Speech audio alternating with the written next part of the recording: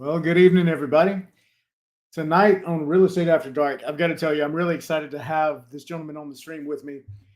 It was, I want to say June, whenever I actually got to meet Johnny in person. We were both speaking at a conference in Austin, Texas, and had a great time, learned some great things, and also just really had time to visit with Johnny and learn a little bit more about him, what makes him tick. And, well, I'd like to actually share that with everybody on the stream. So, just a couple things about Johnny. He's number one. He's in the military as an officer. He's almost 2 decades in, and he's not only a real estate investor, but he also coaches in real estate. He mentors. Well, he practices what he preaches, which that's one thing that I feel not enough gurus do. Right, to where they actually go out there and they make their income based on selling courses. Johnny makes his income based on doing real estate. So you could see why I actually enjoy, having him and being around him and having conversations with him. So without belaboring all this, I'm actually going to bring Johnny up on stage and let him tell you a little bit about himself personally. So Johnny, thanks again for coming on tonight. I really do appreciate having you on here. Yeah, no, I'm glad to be here tonight, Lee. Super excited about being able to add a little value to your audience, man. Yeah, well, I appreciate that. And just so we can go ahead and start with the intros and get everything rolling. And also, I'm going to go ahead and make sure that I'm working on these things while you do your intro. But please tell us a little bit more about you, about your background, and what led you into getting into real estate. Yeah, no, man. For me, man, humble beginnings, lower Alabama, where I was raised at, and went to the University of Alabama, Roll Tide. And from there, man, joined the military. Coming up this August to be 20 years exactly, and it's been a phenomenal journey, man. Just the son of a pastor, and my mom was a phlebotomist working the lab, the hospital, and so it was we we grew up humble beginnings, never wanted anything, but you didn't really know how poor you were type of situation. But it was blessing, man. And, so really, for me and everything I do is always about giving back, being able to serve in another capacity, especially now that I'm coming up on retirement this year. And yeah, man, just ready, for me, my biggest passion is helping people level up in real estate, which was the vehicle for me to kind of help me become the best CEO of my last name and help change the trajectory of my family. And so now it's kind of how do I do that and have that impact in other people's lives, and where it doesn't take them 15, 16 years to actually realize that fulfillment. So that's what it's all about. Well, that actually brings to mind a great question. So, being in the military for almost 2 decades, so what would you say that your military experience has really kind of helped shape your mindset as a real estate investor? What did it contribute to that ambition? Man, that is a big one because there's so many different parallels that I have taken from my military experience to real estate. I think the top one was just being a leader and being able to understand that, we all know real estate is a team sport, but just Yeah. understanding how you can bring different professionals together, whether it's your attorney, your contractors, your brokers, your agents, your funding person, your individual investors, other investor partners, and how you could become the leader to lead all these different trades and skill sets to come together to get a deal across the finish line and actually find success in real estate. So really for me it was the leadership, understanding, hey, you don't have to do everything by yourself, that you can Yeah. find experts that are great at what they do and figure out how to bring their talent to the team in order to go to the Super Bowl and win the championship, to use a sports analogy. So with that, I guess the project that you're working on right now, it's a 1.3 billion dollar development project. I would say that you have a history of being able to put the right people in the right roles. So, what would you say is a good example of that in that parallel? Right? Yeah, so like with for those that don't know, like in the military, I'm an acquisition officer, so I work with like software development contracts on behalf of the military and kind of lead those efforts. So cost, schedule, performance is all about what we drive home in order to find mission success. So I think the really thing is risk management. It's all about risk management, understanding how it all comes together and where are the potential I gotchas in the deal. So, when we're looking at real estate, it's like, okay, Where's my risk at? Is this Yeah. a 1950s construction or is it 1990s construction? Has all the electrical and plumbing been renovated, or is it all 50 years old? Is there potential problem there? Hey, are my contractors licensed and bonded? Yeah. Is my partner, have I validated my partners? Have I did a background check on my partners in the deal with me? Are they sound? Or how they their experiences? And so now it's just looking at these different risk points and understanding, okay, how can I manage this project taking all these different risks? Some risks are low, some risks are higher than others, but you Yeah. all at the end of the day you have to manage the risk, and it's all about mission execution. So And I like that. While I've never served in the military, my hat's off to anybody that does and has. Oh, looks like, see, and being able to adjust on the fly. yes. So with that, and I know that you said you're coming up on your retirement. So once you hit your 20, you're done, and you're going to keep pursuing your real estate investing career, right? 100%, 100%. That's the plan.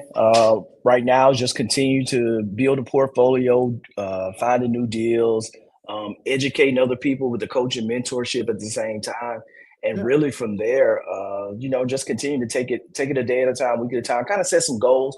But for me, my largest priority right now is really spending time with the family. Got 7 years before my 12-year-old is out of the house or off to college or whatever he decides to do. So it's really just spending that time with the family and just building the work life balance that I want to have, and integrating some travel in and speaking events, things like that. So living life on purpose and really embracing that time freedom. Well, I know as I go to have some seminars and as your schedule frees up, I hope to have you on some stages with me. The the biggest thing that I've really, taken away whenever I heard you speak was that a lot of it comes down to, building that for the family, right? And understanding the character of a person whenever they plant trees that they understand that they won't sit under the shade. And Mm. as you go in there and you build this legacy for your children, and hopefully the children will continue to carry the torch. What does that look like for you in, say, another 15 years? Let's say that as your 12-year-old goes and possibly goes to to Alabama, what's that look like? What would you envision that legacy that they get to inherit or build into? Yeah, that's one that's crossed my mind a time or two over the last few years, and it really comes down. I had 3 kids, so it's really focused on just allowing them the space to navigate life, find their passion, find what they're serious about, but at the core and kind of at the foundational level, understand the importance of investing, regardless of whatever they're doing. Understanding just fundamentally that the importance of investing in future, having that discipline, and so really is I'm a true believer that once you find whatever you're really good at, and a lot of times you may not have that passion for it, but you're really good at it, and you can make money at it. That you just got to figure out, use that as a lifeline to build to the point where you can invest, and then you can kind of fire yourself, if you will, or fire the job, fire your boss. So really, my kids that one of two of them may be the die-hard real estate investor, but I think building that foundation of investing where they'll see the benefit of it and how it can serve whatever they choose to do in their life. Where it's not necessarily pressure to hey take over the family business, but Yeah. understanding that hey this is how this was made, and hey this is yours to be a good steward over going forward in your future and continue to grow and for the next generation, because and a lot of it, even though they may not know it now, a lot of the moves, decisions they make now is for grandkids, for their kids, even though they're decades away. Yeah. Well, and that's one thing that I've come to realize because I've got friends, family that, they love me. They don't necessarily have a passion for real estate. It just doesn't trip their trigger like it does for me. And I've got, my oldest niece, when she graduated high school, I told her her gift could be either $1,000 or she could fly down here. We'll, pay for her to come down, keep her here for a month, feed her, make sure that she's taken care of, and she can learn the business. She can learn about real estate investing. And while she is off doing other things now, I think that one of the biggest takeaways is that it's the principles that she saw about being disciplined financially, about seeing what leverage is, and how that it's okay to go and work in a 9 to 5 setting. Perfectly fine. No, there's nothing wrong with that if that's somebody's personality style. but investing for the future and to hedge against, financial emergencies, medical emergencies. Those things are important. And whatever vehicle that is, the principles are still the same, you know? So I love that you're out there sharing that. And actually, so my next niece, I offered her the same deal. She took $1,000, and I've got another niece graduating this year. She's going to get the same proposition. So I've also realized at a certain age, even my daughter, she doesn't seem to care anything about real estate, and that's okay. But it's about setting them up for success in the future, showing them the things that we necessarily weren't taught because kind of like you, I grew up rural Louisiana. Well, you were Alabama, but Louisiana here. And while we cheered for LSU Tigers, no hate there whatsoever. But we didn't know much about financial literacy, and with that, didn't know we were poor. I thought everybody lost electricity time to time for not paying the bills. But those are things that I wish that I could have learned back then. And learning that now or passing that along now, even to scale for other youths out there, would be it's powerful because it's that ripple effect that you're creating, even in your coaching business. The way that you're actually helping mold people and shift that mindset from that traditional programming that we all have, into something else. It's great to watch that in action. And as far as that, let's talk about some real estate. So, what markets are you currently focusing on? I know you've got a few scattered all over the South, but what markets would you say that you're enjoying right now, and what helps you identify a market that you look for? Because your focus really is multifamily, and Yep. as opposed to the single families that other people like to do. Yeah, no, the we're in multiple markets right now. Primarily, I would say Montgomery, Alabama, Panama City, Florida, and now it's really expanding out and leveraging the team that we have in place. So whether it's contractors, whether it's property management companies, and how we can just kind of add on different pieces. So for us, we're focused on 40 units and below, B and C class properties, value add projects that we're looking at. That now we can just add those in with our existing property management company, existing contractor base, where we can just add these assets in, manage them just like and kind of add on and keep things moving forward, where it's not going to be a heavy lift for the team. And so really that's what I'm focused on in those areas. Panama City as well. We have a townhouse renovation project going there, and but always looking to acquire more deals. And for me and my experience with building teams, that I'm not afraid of going to the deal if I don't have the team in place and the infrastructure in place necessarily for the right deal. I think it's worthwhile with managing that risk and Yeah, building the team out to come to that asset. So you're comfortable backfilling the talent for the project. yeah, especially now that I'm about to be retired, I can be a little bit more hands on, There to you go. make sure things kind of align right like they Yeah. should. So Now, what would that look like as far as, with today's climate and interest rates? We just refinanced a package of properties. It was on Thursday. It's when we signed. So, and we got in at a 7.25. So our interest nice. rate, yeah, exactly. I'm saying nice too because it was hitting like 8.5 a year ago. And then we were still buying Yep. properties. It's just that, like I explained to people, quite simply, I have to factor in my debt service. And once that's factored in, I just reverse engineer to what I can offer you. And I'm not offering you less than that. I'm saying this is what I can offer. And if you can take it, then we can do a deal. And if not, I'll keep it moving. Yep. So are you seeing that? Are you still leveraging?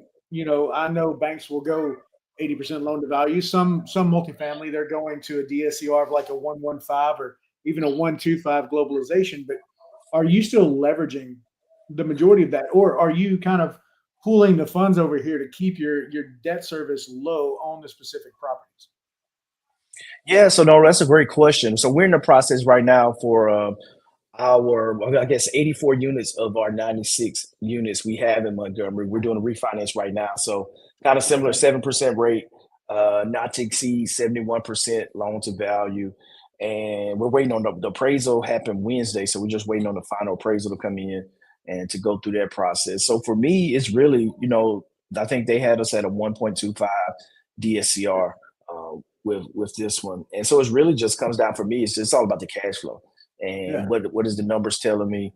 The rate, I'm fine if it cash flows at today's rate, then we're good.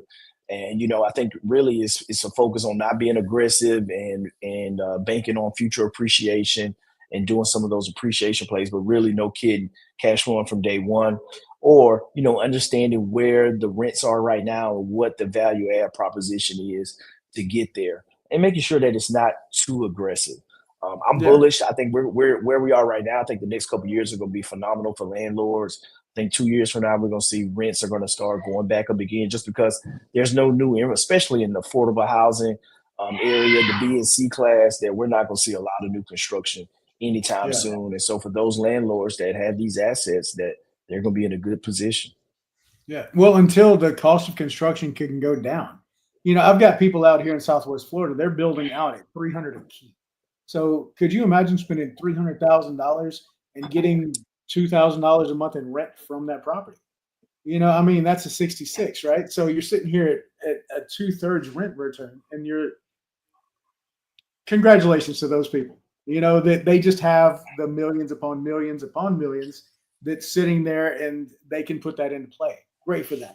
For the average person, like a gentleman that was, in the military in 2005, looking to get started in investing, which was in 2006.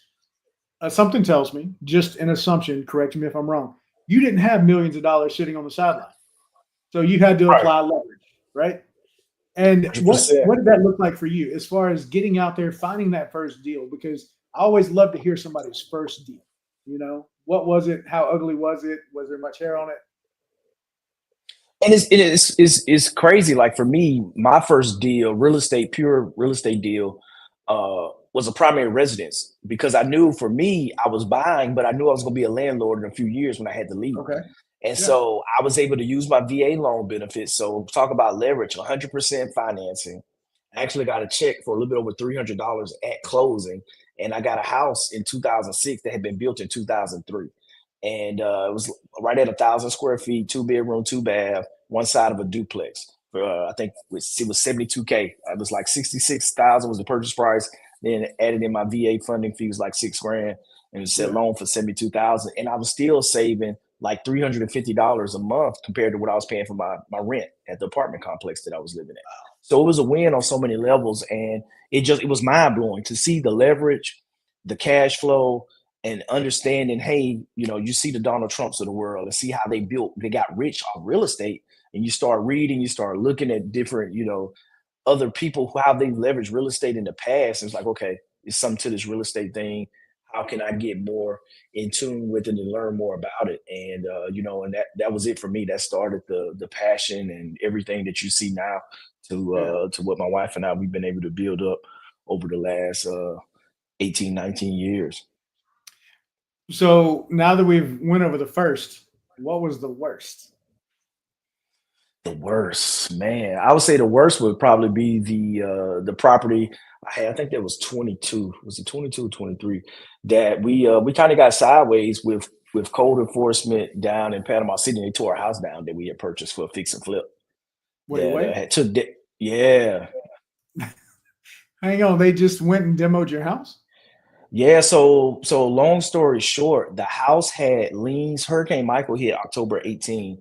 We purchased this property in, was it February 22. So has had existing issues. I didn't go with my normal title company.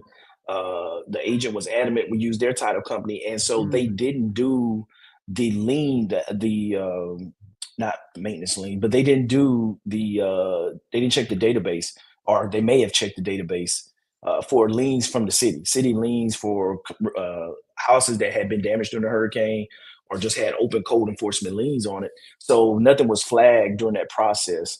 And probably a month after closing, we get all these lien letters. And after there was a court hearing, we got a notice that, hey, yep, your house was coming up for demo. Just because these liens haven't been addressed. And then start doing research. Liens have been out there way before we had closed on it. And go meeting with code enforcement, and we're talking about trivia stuff. I actually still have the video. I don't think I ever posted that video. I walked through when I actually went down and traveled to Florida, because I was in the DC area where I'm at now. And like even the property that we're renovating right now, we bought homes way less damage. I mean, excuse me, way more damage than what we had. And you know, for whatever reason, like we butted heads with code enforcement, and it got sideways real quick. They denied the engineering drawings for the engineer that we hired to do the plans for the property and everything, and they just had unrealistic expectations. And the Yeah. engineer, you know, was even of the mind. He's like, I've never seen anything like this before. And it was like, you know, they were like, well, you should have used the engineer from Panama City and not one from Destin, and you know that type of stuff. And you know, and one thing came to another, got attorney involved, but you know, eventually, you know, 3 weeks later, you know, they went on a tour down and had $120,000 loan on that property. Had to pay that down. You know, really good with working with the hard money lender. They allowed us not have to call the note all at one time. Gave us time to pay that down, and yeah, so that was definitely by far it was the worst. But the same thing is, I still own a lot. We're about to. We were looking at doing new construction starting this year, but I think what we're going to end up doing is putting a mobile home or two mobile homes on the lot, and kind of do a fix and flip, not brand new mobile home, but buy Yeah. one, need some TLC, and place it on the lot, and yeah, and keep it moving. Okay. And so that was in 22, you said? Yeah, 22. Yeah. Man. What would you say? Was it one particular person at code enforcement that was causing the Oh biggest yeah, issue? oh yeah, it was the one guy. Yeah, hundred You percent. think they were just a competing investor and they were salty about not getting the deal or I something? don't think it was a competing investor. It was one thing that I would say that you know, in a conversation, he's like, yeah, you know, they seen the properties that I've owned and everything, and so we've had done most of our stuff with the city of Panama City, but this was outside the city limits, so it was the county, and you know, and I think it was a badge of honor for them. It was like, yeah, we see these properties that you own and doing Mm, everything, but you're dealing with the county now, and yeah, I see you got your little book on your they wanted to signature make an block and all example. this stuff. Exactly, you know, so I think it was some of that. That was with it. And you know, it was a learning experience. You know, due diligence is important. You know, having, you know, especially if you're not going to use your title company, people that you work with years on top of years, Yeah. it's worth the time to spend on making sure that you do your due diligence, especially in a situation when you have a lot of code enforcement challenges that's going on in the area that was in a disaster zone and things Yeah. like that. So it was definitely some learning experience that came out of it. And yeah, I'm a better investor for it. What would you say to that realtor that, and I assume that was a listing agent? Yes. That, okay. Because one of the things that I've always been trained on is you do not take a customer's choice, right? So if you chose that you had a title company that you wanted to use, that is your right as the customer, right? So for them to do that, I just, man, number one, I feel like that's a little bit shady, for them to do that. Oh, But number 100%. two, yeah, did you ever call them up afterwards and be like, "Hey, asshole, guess what? Did you call them anytime after all this was happening and say, I didn't, and I think that was the thing too that we were doing at that point, doing a lot of volume at that point, and I think that's why the attention to detail when it wasn't yeah, necessarily there, and you know, we were working through because we had the engineer, we had everything in place. We're like, okay, we'll get this done, check the box, you know, we'll yeah, take the slap on the wrist, get the violations rectified, and get our permits and move out. But yeah, yeah."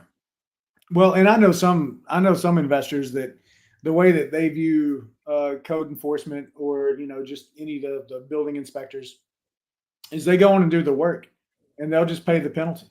They just pay the fee and they keep it moving. And for me, I've always been that let's go by the letter. Let's make sure that everybody's happy because, I don't want, well, that's pretty extreme example of them tearing down the house. But, I don't want anything drastic like that that's out of my control to happen.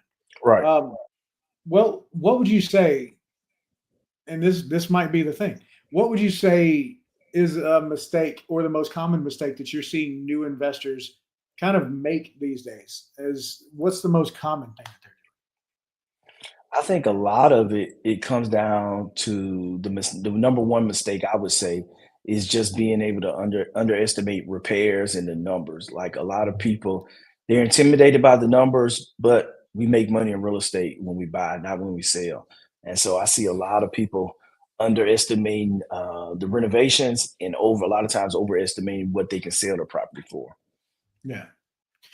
Yeah. Unfortunately, I've had that talk a number of times with people where they're just, you know, pie in the sky numbers. They're way too optimistic, and they're not watching the trends of the market. You know, they're being Right. sold generally by a wholesaler or somebody else that has that motivation to move the property on the numbers. And whenever I go in and I show them, hey, look, it's really going to be like this. And when was the last time you spoke to your contractor? You know, have their costs gone up? Are you aware of these things? I say that that's probably just that's where a number of investors become the one and done kind of investors. And I say this at any of my speeches that's the most tragic or sad case of an investor is to come out the gate. You're excited, you've got a new passion, you're going to build a family legacy, and while it might start with just simple sticks and bricks, it grows. But to go out there and first time knocks them out of the game and they become extremely gun shy. And now all you can do is, or all they'll do is go find something else. And now it's off to the next shiny object. When real estate, if done properly, it mitigates so many risks. You know, I found that at least for me, Catherine and I, we look at other stuff. We've been curious about forex. We look at stocks, but and I don't know. No, I haven't shared this part with you, but it was probably a couple weeks ago. Catherine, she is in there on the couch, and she was just looking at a couple things, and she's got a small account with I think Webull or something, and she just does some stock trades. And she's asking me, she's like, "Hey, I've got this one stock. I had a couple hundred shares, but now I've got one share, and it's worth zero." And she's like, "What's that mean?" I said, "Baby, that went to zero. You out." And she's like, she thinks, and I mean, literally, pause for about 5 seconds. She says, "Well, I'm glad we got real estate, because it's so rare. Even with them demoing that house, right? Even with code enforcement coming in and removing that structure, you still got the dirt, and the dirt still has value because just like what you said earlier, you're going to put one, maybe two mobile homes on there, and then you're going to turn it around, and in a long enough timeline, you're going to turn that pure profit." So that's what I love about real estate and why it's so disheartening to see some of these investors come out, get their teeth kicked in, and then go on to the next thing when just stay with it, find a way to recover, pivot, kind of like earlier in the stream. You had the cabinet behind you, but you decided to change the backdrop. And now we see you much better, right? Because of that small little change that you made. And I think that people don't give enough credit to being adaptive in those situations. So no, good on you for sticking with it and not just trying to sell it and recoup whatever you can to pay off your hard money lender and take debt. Um, well, let's find out with all these other things. I know that you said that you have a townhouse that you're working through right now. So it's not just multifamily. So you do some single family rentals and flips as well. What would you say is the next project that you're excited about? The next one, always excited about the next one. Mhm. For me, my goal is to at least do one multifamily project a year, one new multifamily project deal a year. So wrapping up just refinances has been my baby I would say the last 6 months, really. Just making sure we Mhm. increasing the income enough, getting everything in place there, raise a little money on the side to Yeah, recapitalize the project. So that's been really good. And now it's just really looking at, reviewing deals, but really excited about the next opportunity to get that deal, whatever that looks like. I'm starting to see a little breakthrough with some of the deals coming across, but some of them sellers still have unrealistic expectations. So it's really, I'm patient and yeah. just really waiting for the right opportunity. And with that, this is something that we've been looking at doing as well. And I have a feeling that you're probably already ahead of me on this. We're looking at going out and picking up a couple projects in the multifamily space without necessarily utilizing bank debt. Now, with that, what I mean is I'll probably go to some investors that I know that want a little return, but they want equity. So where I might offer them, say, 4%, basically I'll match a money market for them and give them a Mhm. small debt on that. but then I might cut them in for 20 up to 30% equity on the deal and take on some partners to pick up some of these multifamilies that we're going to be seeing hit. And I'm in a similar space. I think that you're focused on 40 and under, and I probably would like to stay anywhere from that 50 to 100 personally, just so I can have on-site management. Yeah, I just I don't know, but then again, talking to you, I might change my mind. So I'd like to hear your thoughts on that. Where are you with going out there sourcing the debt, sourcing the deals? Yeah, I think it's a good hybrid model for me. I like to leverage hard money to get into the deals, just where it allows me to maintain with that leverage that comes in with it. I can maintain a majority equity stake in the deal long term. And if Yeah, you're adding enough value, then you should be able to refinance to pull out the majority, if not all, of your capital, just depending on loan to values and how much appreciation you're going to force with the rent increases.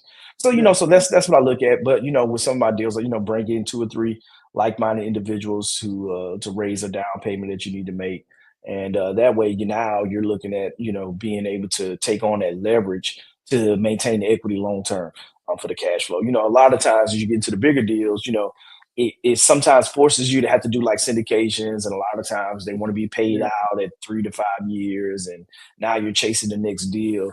For me, it's like, okay, let's get some of these smaller deals that we can put the deal together the right way where we can keep it long term for the cash flow yeah. and building up that equity position in it. So I like that.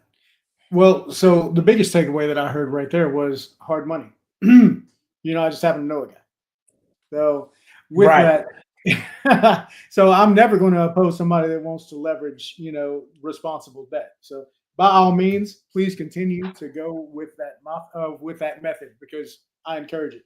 I just look at those for me and my goals, and some of the investors that I get calls from people that, hey, look, I want to put some money to work. I want to do this, and as far as my fund goes, Mhm. I'm raising capital for the fund, but that is just straight income. So if somebody wants to put $1 million out and they want to make 100,000 a year on that, let me go back. I have to make sure I word it correctly. If they want to target double-digit returns, then that's nice. That's straight income for them.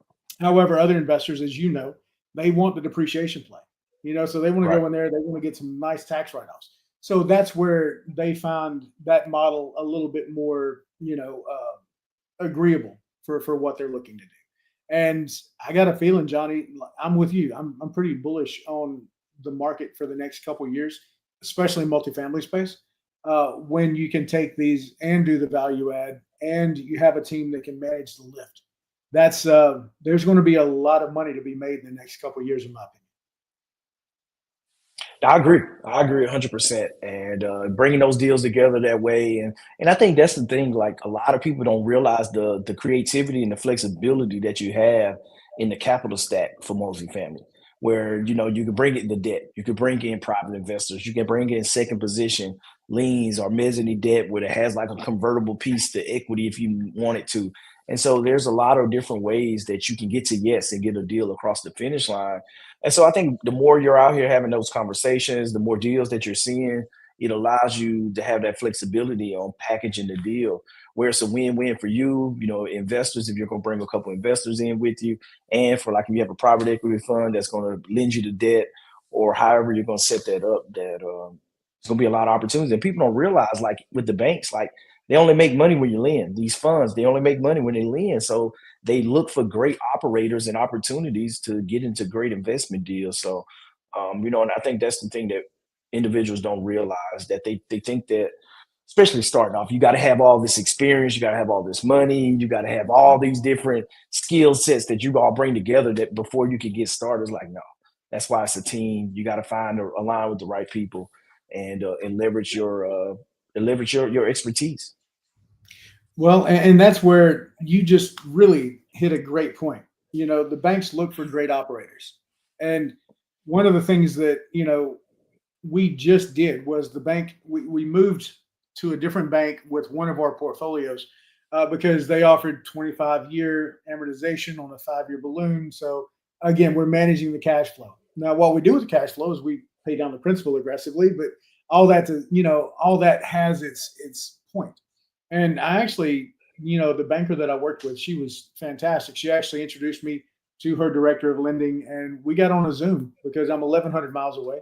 So he took time out of his day. We had a call, we had a discussion, and after the call, one of the things that this place does was they require title seasoning. They want to see it, in your name for a year before they'll refinance you. And I explained to them, I would love to do some business with you. However, I have to maintain my other relationships. If you can't accelerate that a little bit, because I've got other relationships that allow me, the day that I go into contracts for the cash purchase, they're already starting the appraisal process and underwriting on the refinance for me. So typically, as soon as I close, I'll roll the refinance and I keep it moving. Well, that bank, after that phone call, they said, now we're not just going to open the books, but we'll do two, three, four of these deals, and we'll make sure that they're working how we expect them to work. And if so, then we can roll it some more. So it's, to your point, it's fantastic whenever you go out here and you show yourself as an operator. And even if you're not, get on a team of operators, right? And what I tell people is, even as I grow into this space, I'm going to contact somebody like you to say, hey, Johnny, look, where can I come in? Where can I provide value so that I can be on that team? So that when it goes full cycle, we can come back and say, oh, great. Well, yeah, I was on this team. We did this. This was the number. Otherwise, this is where Catherine and we've experienced some challenges over the past 10 years because we always ran with the two of us. For Mm. most of our deals, it was just us. And you know what they say, if you want to go fast, go alone. If you want to go far, go together. And we're really focusing on that this year in building out that team, which your specialty is building teams. So that's, another conversation for another time. But Oh yeah. I'm really looking forward to seeing how that grows and evolves. But how did I know this isn't how you've been day one? You had to condition yourself. You had to change your mindset. So, what book, other than your own, which little plug for Johnny, he's got his own book. So, aside from your own book, what book really influenced how you change or how you view money and just life? Yeah, for me, I know it's a little bit cliche for a lot of real estate investors, but definitely it was Rich Dad Poor Dad, and just to change my mindset on business ownership and the power of real estate and the power of leverage, and just how I view money and investing. It completely changed the game because, like you said, they don't teach us this in school. You don't really understand how finance works at the economic level, how real estate works, the how banks work. And once you start digging in and just the power of investing, how businesses and the IRS tax code, how to get to how you learn how to keep your money, like all these things come in together into play in everything with real estate investing. So for me, it's like I can create a business that buys real estate assets that's leveraged, that's tax advantaged, that appreciate over time, that cash flow. It's like what other business can it to do? And so for me, it was like, okay, I can do this part time and build up my portfolio while I still serve in the Air Force and do it. And it started just one house at a time, one deal at a time, and eventually, after Hurricane Michael, we did our first deal where first year that we did 10+ deals for the next few years and started in multifamily and it's been a crazy journey ever since. But didn't start out that way. It started with just changing my mindset, and I like to say going from broke Johnny to woke Johnny, and understanding that there's a whole nother game out here on money and how you show up in the game versus just being a W-2 employee and just having a good government job.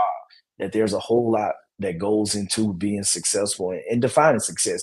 And it's not always about a certain dollar figure or a certain number of doors that you have that define success, but it's really just having enough capital to cover your expenses, where you can live comfortable, where you can make decisions on what you're going to do with your time.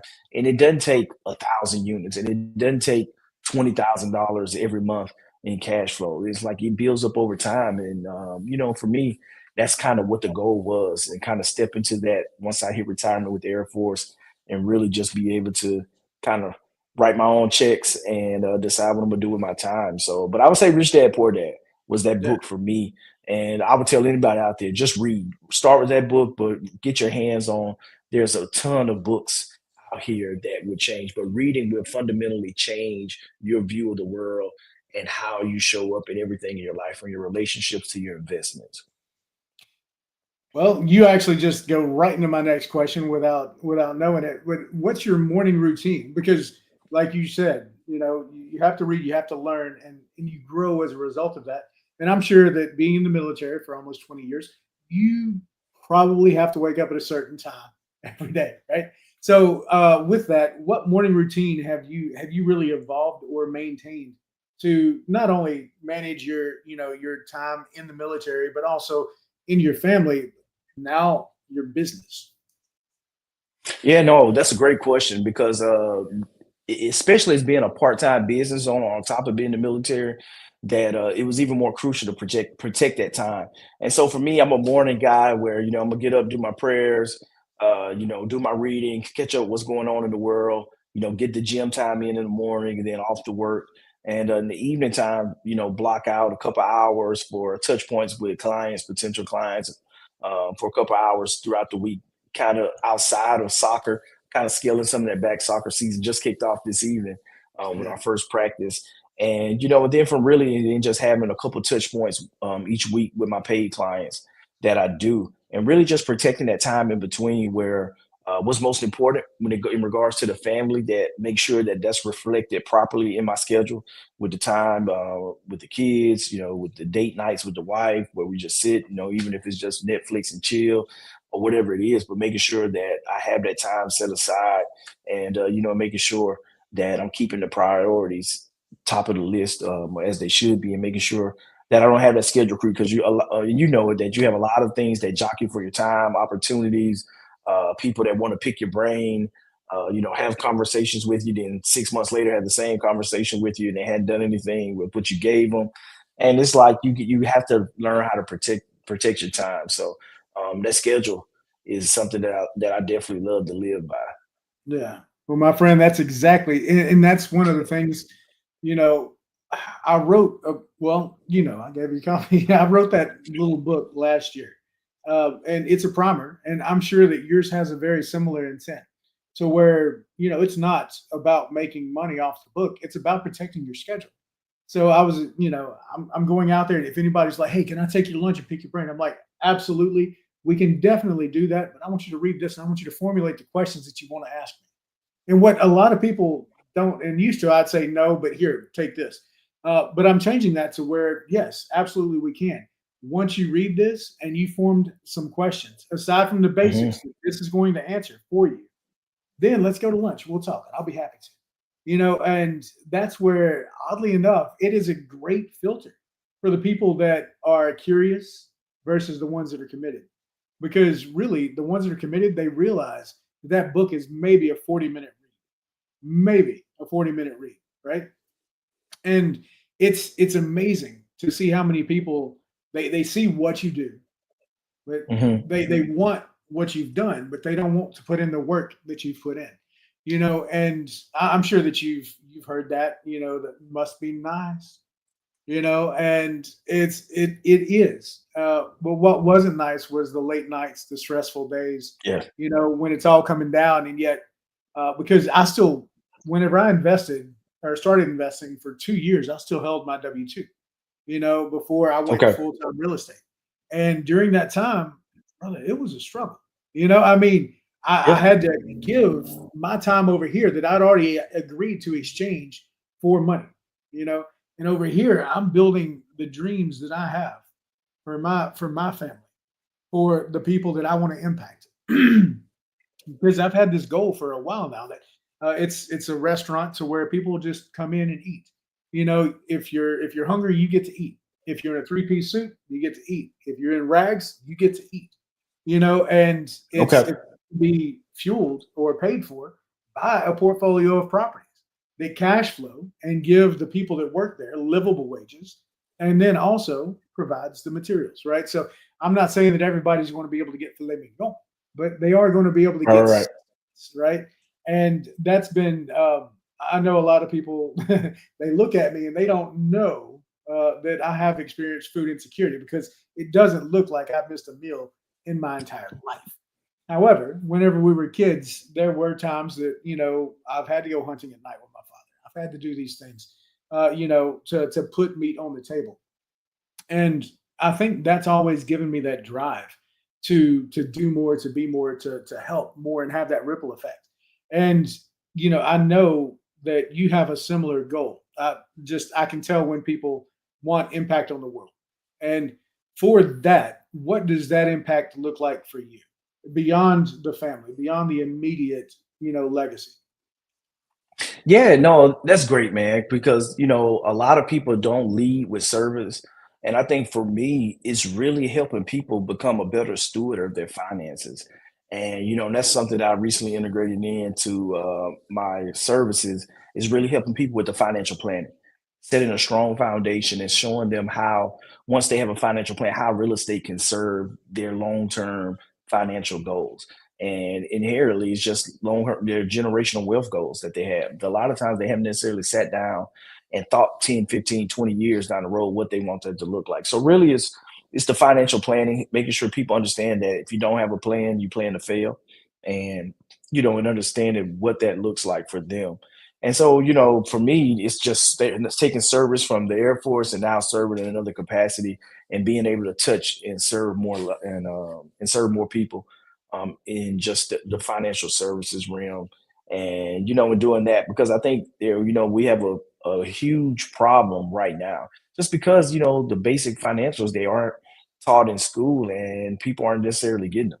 And the thing is that we see it every day with inflation, with asset prices, that we continue to separate those that have and those that don't have.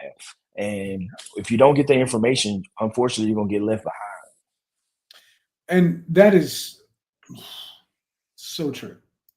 One of the biggest things that I've got to say that really is an impact on me is that anybody can be taught how to make money. Anybody being able to keep it. That's the difference, right? That's what's going to Yep. set people apart. Because if I hadn't known better and I went and flipped my first house, or whenever my largest wholesale deal that I've done was a $50,000 check, if I didn't know what to do with that, and I would have just been wrecked. I would have went out there, blew it on a car, do something stupid with it, and then I look Yep. up. What do you mean taxes? You know. So I think that it's awesome that you're actually going out there and you're spreading that knowledge with people about, hey, look, we're going to teach you how to make money, but more importantly, we're going to teach you how to keep For sure, for sure. it. Yeah. So what I mean, I guess as we get ready to kind of wind it down, because I'll get carried away, you'll get carried away, and we'll be up here chopping it up all night. Talking all What would night. you what would you say? And by the way, for anybody watching, Johnny also has a school community. So I want you to, if you do have a curiosity, if you want to get on there, Johnny, do you have access to the comments? I do. Would you mind just taking a quick second and posting that link in there if you don't mind? Sure. Yeah, I'll drop it on. That way we give you that proper promotion for it.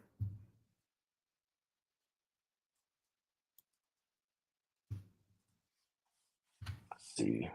Yeah, there we go. There we go. All right. So we're just going to do that as well. So if any of you are curious about, Johnny's community on the school, I welcome you to go check him out. He's got great content, especially centered around multifamily investing, and he promotes some great market updates, gives you some great community, some great knowledge in the community.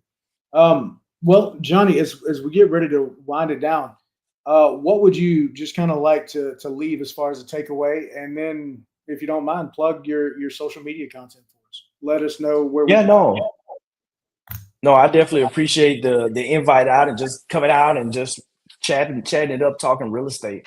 I think the biggest thing is taking action. Like we don't realize how much time we actually have. And if something is important, building wealth is investing in real estate is important to you. You have to take action. You have to get started. And the thing is, don't think that you have to have it all figured out when you start. That you have to move out in faith and analysis paralysis is there. We've all read the books, we've had the podcast, we watch YouTube, we watch live streams like this, and you got to get off the porch. You got to go do it. You got to take action. That I wish, there's something that it would be a magic pill that you could take and read that would make it easy and do it, but you just got to get out here and take action. So my biggest thing was just encourage people that you have a lot more of the skill set and the knowledge than you think you have to be successful at this, and you just need to start get started. Yeah. Well, and I've said it before, be firm in the goal, flexible in the course. Right. Yes. But yeah, take the action, man. I think that people, they see where you're at, or, where other people are at, and they feel like they're too far behind in the game. But what they don't realize is, if they take action and, go 5 times the action that you took starting out, that's where it catches up. Right. And that saying, time on task will beat talent every time. It doesn't matter how Yes. I am or you are at real estate. It comes down to who's going to take the action, who's going to go out there and make the deals work, but also be good stewards of that money, like you've been saying. Yep. So with that, Johnny, man, look, I appreciate you coming on here tonight. Thank you. And I'm going to go ahead and get ready to wind this down. We got Glenn on. Hey, man. Oh. So right quick, if y'all have anything, any viewers have any comments or anything that you want, or any questions for Johnny, we'll take just a quick second to give you time to type it out. And if not, then we'll just get ready to kind of talk again. Now, are you going in, or are you retiring this year, or are you doing like any kind of a drop program or bridge program? What's that look like? Yeah, so I'm doing a skill bridge program. So my retirement date would be 1 October, and I start skill bridge with a private equity firm out in Idaho that buys in Salt Lake City with a great guy, Okay. Brian Briscoe's the founder, Streamline Capital Group, and I start with them May 12th. So Man, I'll work with them about congratulations. 100 days. Okay. Well, and with that, I'm looking at putting together, like a cruise or something, maybe in the fall. And with that, well, I keep saying this, but I'd like to have, you out, and, a few other speakers, so that it would be something of value to people that, if they come out. So if you don't mind, just keep that in the back of your mind. Maybe this fall we'll kind of shore some things up, and we'll really, depends on hurricane season, if I'm being honest. So we'll just kind of see. Yeah, I know, right? I'm not trying to get on there and go out into 20-foot waves or anything. So we'll just kind of keep an eye on it and see what we can come up with. But yeah, I definitely look forward to, sharing the stage with you again soon, and really watching that success, especially once you're out of the military and really full time, because that's when I think that you're going to see a lot more from Johnny. So everybody, thank you for tuning in tonight, and hope that y'all have a great night. Johnny, thank you again for being on the stream. I'm going to go ahead and wind the stream down, and then we'll just stay with me for a second. All good, brother. Thanks for the invite.